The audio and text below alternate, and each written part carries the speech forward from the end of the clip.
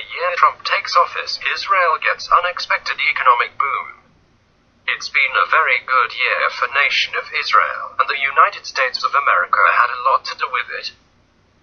According to the business magazine Globes, tourism to the Middle East in democracy reached a record high in 2017, with a dramatic increase since the previous year.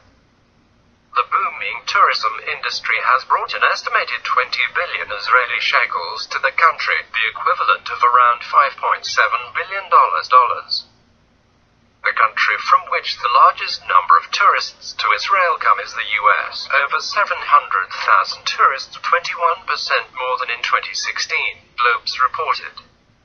There are of course many factors that affect tourism, but it doesn't take a stretch of the imagination to consider that President Donald Trump's openly pro-Israel statements and policies might have boosted visits from America.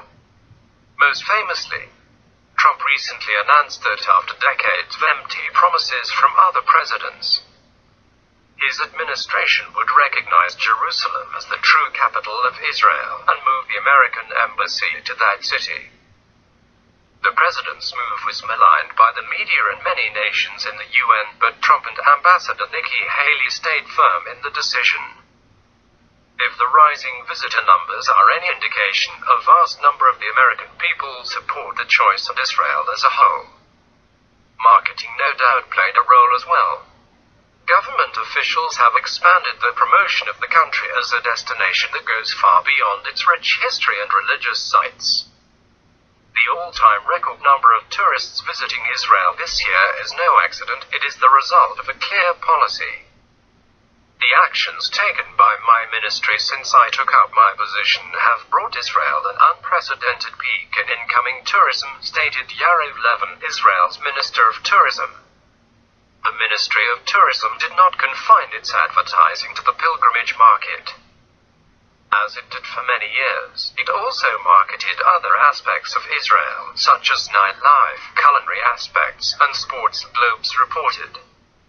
The majority of tourists during 2017 had not been to Israel before, and many of the visitors chose to travel independently.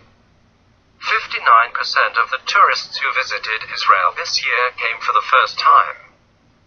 25% described the purpose of the visit as religious, meaning a pilgrimage, 23% as touring and hiking, and 10% as entertainment and enjoyment, explained the business magazine.